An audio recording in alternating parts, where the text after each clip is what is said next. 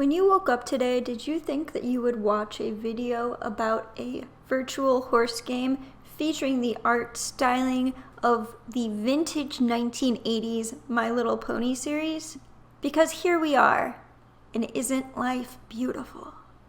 Before I get started, it's important to address that there are two Pony Island games, and then this has come up in conversation with my peers before, that I mentioned the sheer mass of horse girl games that there are and how most virtual pet games are horse games, and I cite Pony Island as an example, and the Pony Island produced by Daniel Mullins games on Steam will be brought up into conversation. So I have played that game before, however we are not discussing that game. We're discussing PonyIsland.net, which is a browser-based game. I decided to give Pony Island a shot after talking so much trash on horse girls lately, and this is my olive branch. I do care about y'all. Most virtual pet games are horse girl games, so I gotta try some out every once in a while.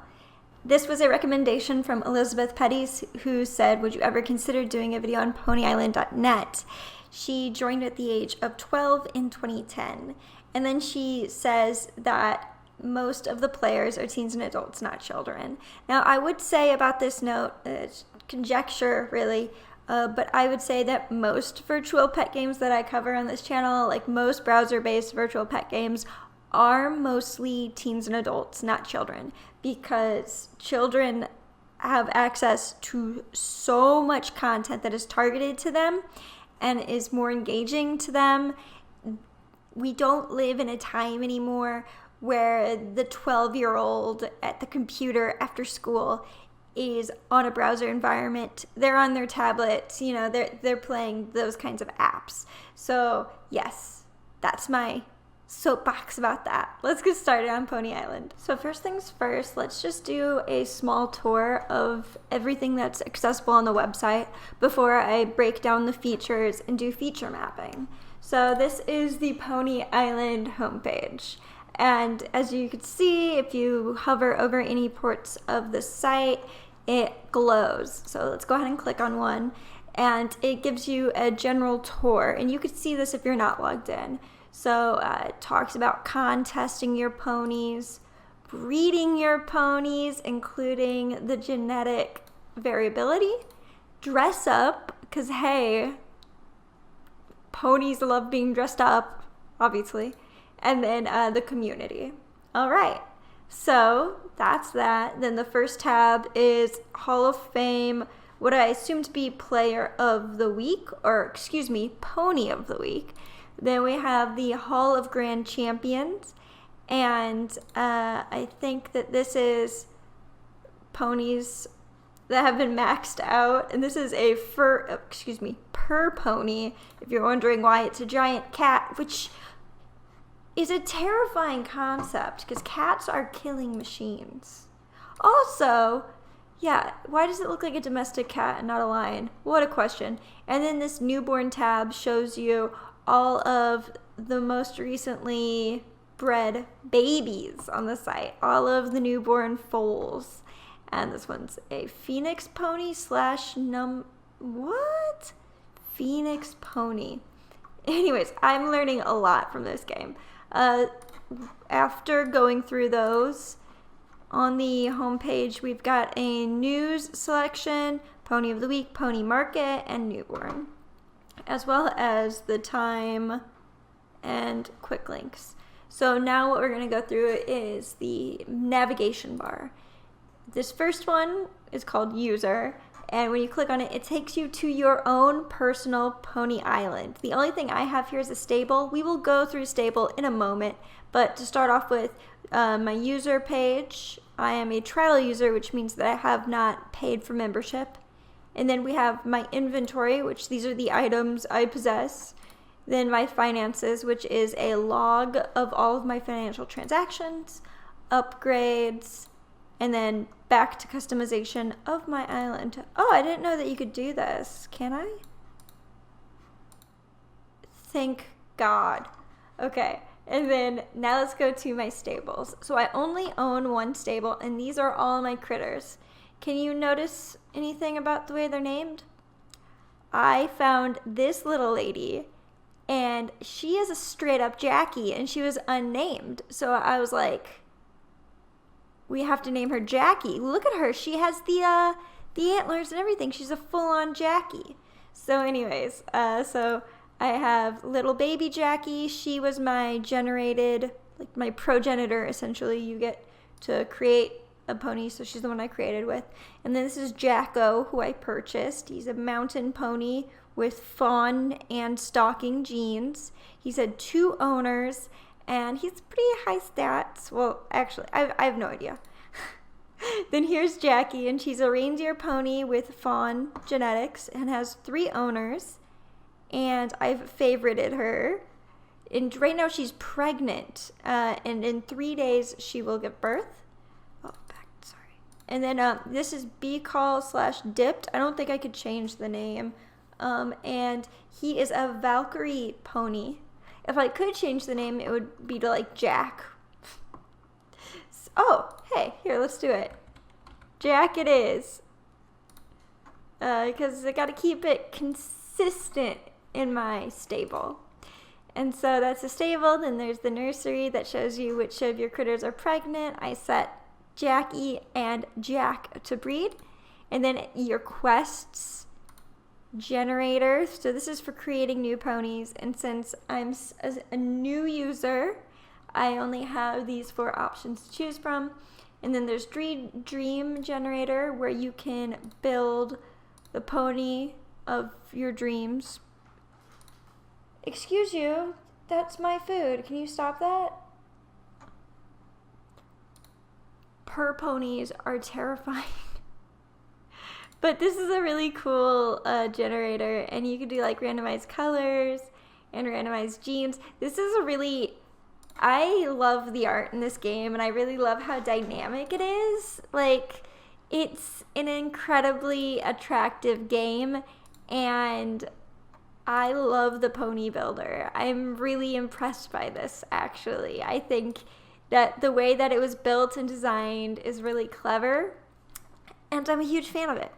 So that's the stables, and then, you know, there's his contacts, including notifications. He placed first.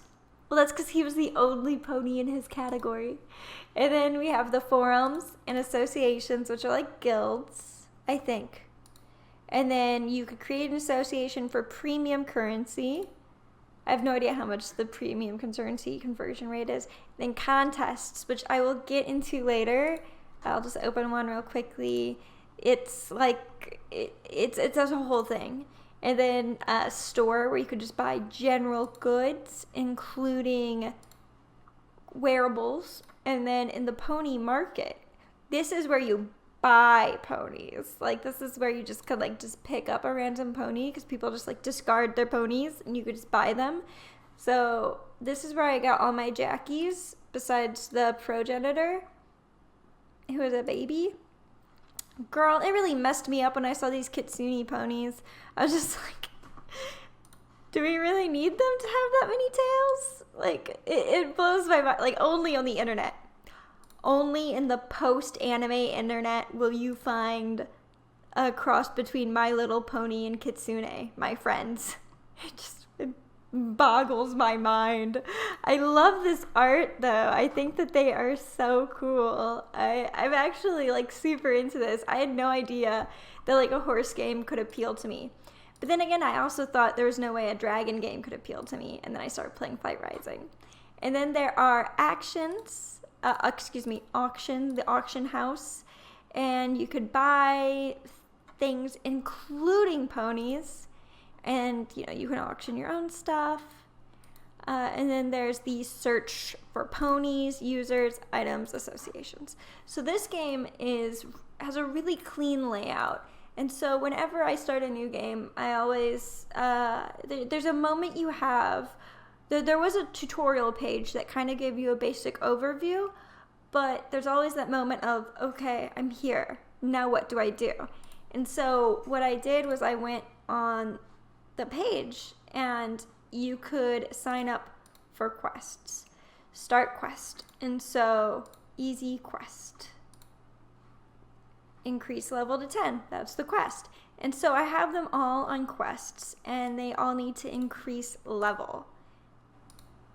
let's get into what the feature interplay looks like and what that feature map is, because the whole reason why I wanted to develop that is so that we could apply it to games that I assume not many of you have played and I haven't played.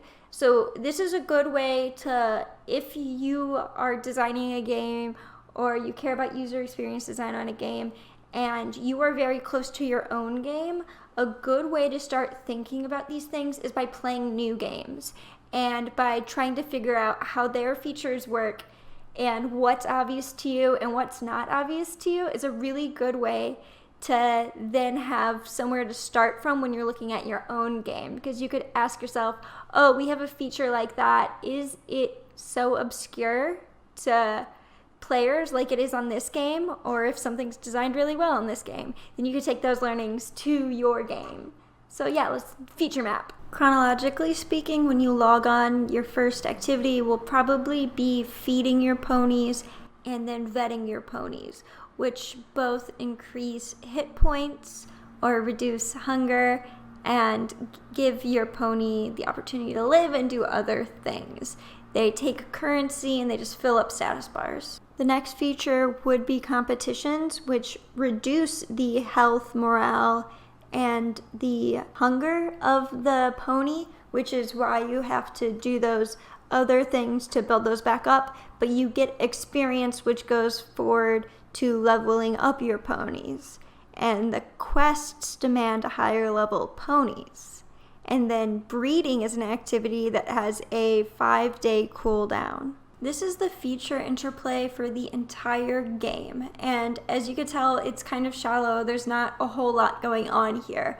And so if you play Pony Island and you say, Julie, you're missing a whole mini game, please let me know. I know that there's something to do with leveling up your pony and them being more competitive in certain competitions, or the breeding mini game. If you see something that I'm leaving off, like, this is your opportunity to be like, actually the game's more complicated. It's laid out in such a way that it's easy to explain what an entire feature entails. And so it's supposed to be communicative.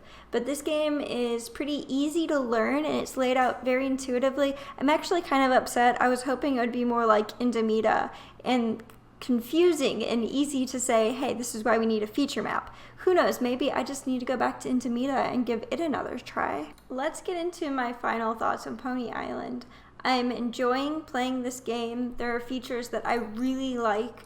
For instance, you could see the pedigree of your ponies and it's laid out in such an attractive, intuitive way where you can see their ancestors. I love this. I enjoy it so deeply. Like, that's exactly what I want to see. I love the art. I like how simple the game mechanics seem to be and how like low the barrier of entry is. Something I don't like is that you're a trial user until you buy like a 6-month or year-long pass.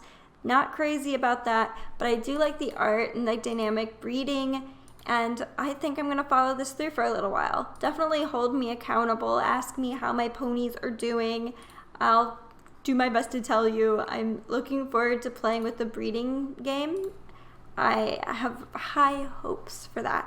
Definitely let me know in the comments your concerns, your things I should keep in mind, considerations. I'm excited for there to be a pony sim that follows the art style of that original My Little Pony. I definitely have 1 million of those figurines around. And I'm so excited to have the opportunity to just play and really do this.